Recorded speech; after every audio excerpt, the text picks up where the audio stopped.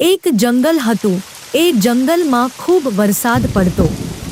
એ જંગલમાં એક સિંહ રહેતો હતો અને એક ચાલાક શિયાળ એ સિંહનું સેવક હતું. શિયાળ હંમેશા સિંહની સેવામાં હાજર રહેતું હતું. સિંહ શિકાર કરતો અને વધેલું માંસ શિયાળને આપતો. એમ દિવસો વીતતા હતા. સમય જતાં સિંહ બહુ જ ગરડો થઈ ગયો. એના માટે દોડીને શિકાર કરવું બહુ જ મુશ્કેલ થઈ ગયું હતું. જંગલના પ્રાણીઓનો શિકાર કરવો એ પણ સિંહ માટે બહુ જ મુશ્કેલ હતું. શિકાર ના કરી શકવાના કારણે સિંહ અને શિયાળ ભૂખથી તડપતા હતા. પછી સિંહે એ શિયાળને કહ્યું, તું એક કામ કર, આપણી આજુબાજુના કોઈક એવા પ્રાણીને શોધી લાવ જેને હું બહુ જ સહેલાઈથી મારી શકું. ઠીક છે મહારાજ, હું હમણાં જ એવા પ્રાણીની શોધમાં નીકળું છું. એવું કહીને શિયાળ પ્રાણીની શોધમાં નીકળી ગયું. આખા જંગલમાં શિયાળને એવું કોઈ જ પ્રાણી ના મળ્યું જેને સિંહ સહેલાઈથી મારી શકે. આ જંગલમાં તો એવું કોઈ જ પ્રાણી નથી જે મારી વાતોમાં આવી શકે. અહીંયા નજીકમાં જ એક ગામ છે, ત્યાં જઈને તપાસ કરું છું. એવું વિચારીને શિયાળ જંગલની નજીકના એક ગામમાં આવી પહોંચ્યું. ત્યાં એણે એક તળાવના કિનારે એક ગધેડાને જોયો. શિયાળે ગધેડા જોડે જઈને કહ્યું, કેમ છો ગધેડાભાઈ? બહુ જ દિવસ પછી તમે મળ્યા. તમે આટલા બધા કેમ કમજોર થઈ ગયા છો? તબિયત તો સારી છે ને? શું કહું તમને, મારો માલિક ધોબી બહુ જ નિર્દયી છે. આખો દિવસ મારી જોડે કામ કરાવે છે અને ખાવા માટે મુઠ્ઠી ભરીને ઘાસ આપે છે. એના લીધે જ હું કમજોર થઈ ગયો છું. ગધેડાભાઈ, તમે મારી જોડે ચાલો.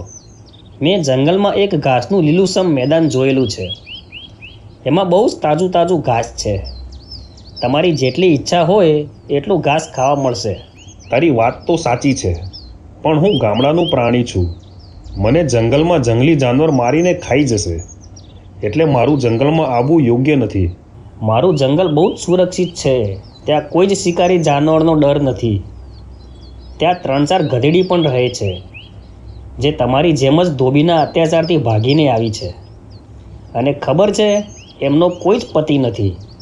અને જો તમે ઈચ્છતા હો તો તમારા લગ્ન એમની જોડે પણ કરાવી શકું છું. શિયાળની આવી વાતો સાંભળીને ગધેડો લાલચમાં આવી ગયો. ગધેડો બહુ જ ખુશ થઈ ગયો અને શિયાળ જોડે જંગલમાં જવા માટે તૈયાર થઈ ગયો. પછી શિયાળ ગધેડાને લઈને એ જગ્યા પર પહોંચ્યું જ્યાં સિંહ બહુ દિવસથી ભૂખ્યો શિકારની રાહ જોતો હતો. ગધેડાને સિંહની આંખો દેખાઈ ગઈ. તેથી ગધેડો ડરીને ખૂબ જ ઝડપથી ત્યાંથી ભાગી ગયો. તમે એકદમ જ બેકાર થઈ ગયા છો. ગધેડો પણ તમારાથી પકડાયો નહીં. બહુ જ મુશ્કેલીથી ગધેડો અહીંયા સુધી આવ્યો હતો. આવી જ રીતે કેવી રીતે શિકાર કરશો? આ સાંભળીને સિંહ શરમાઈ ગયો. હું ગધેડાને પકડવા માટે પૂરી રીતે તૈયાર ન હતો, એટલે આવું થયું. જા, એને ફરીથી લઈ આવ. આ વખતે હું જરૂર એનો શિકાર કરીશ. ઠીક છે, પણ આ વખતે તમે પૂરી રીતે તૈયાર રહેજો. હું એને ફરીથી લઈને આવું છું. એવું કહીને શિયાળ ફરીથી ગધેડા જોડે ગયું. ગધેડાએ શિયાળને જોયું અને બોલ્યો, અરે તું મને કઈ ભયાનક જગ્યાએ લઈ ગયો હતો. ખબર નહીં ત્યાં કયું ભયાનક જાનવર હતું. આજે તો હું જેમ તેમ કરીને બચ્યો છું. ગધેડાભાઈ, તમે તો સાચેમાં જ ગધેડા છો. એ એક ગધેડી હતી. નહીં, એ જાનવરની આંખો બહુ જ ભયાનક હતી. અરે એ એક ગધેડી હતી જે તમને છુપાઈને જોઈ રહી હતી. શું તમે પણ બહુ જ જલ્દીથી ડરી ગયા? આપણે બસ પહોંચી જ ગયા હતા. ચાલો ચાલો ગધેડાભાઈ, ડરવાની કોઈ જ જરૂર નથી. હું છું ને તમારી જોડે. ગધેડાભાઈ તો ફરીથી શિયાળની વાતોમાં આવી ગયા અને શિયાળની જોડે જોડે ચાલવા લાગ્યા. જેવા બંને સિંહ જોડે પહોંચ્યા, તરત જ સિંહે એની ઉપર હુમલો કર્યો અને એને મારી નાખ્યો. ગધેડાને મારી દીધા પછી સિંહ બોલ્યો, હું તળાવમાં નાહવા જાઉં છું. ત્યાં સુધી તું આ શિકારનું ધ્યાન રાખજે. ઠીક છે મહારાજ.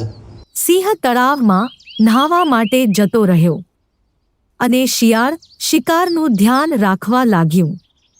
સિંહને આવવામાં મોડું થઈ ગયું હતું, તેથી શિયાળને રહેવાયું નહીં. તેથી શિયાળે ગધેડાના કાન અને માથું ખાઈ લીધું. જ્યારે સિંહ ત્યાં આવી પહોંચ્યો તો તેને જોયું અને ગુસ્સામાં બોલ્યો, શિયાળ, તે કેમ મારા શિકારને હાથ લગાવ્યો? તું શું કામ એના કાન અને માથું ખાઈ ગયો? અરે નહીં મહારાજ, એવું ના બોલો. મેં કંઈ જ ખાધું નથી. ખરેખર આ ગધેડાને કાન અને માથું હતું જ નહીં, એટલે જ તો એ એકવાર ભાગીને બીજી વાર પાછો આવ્યો.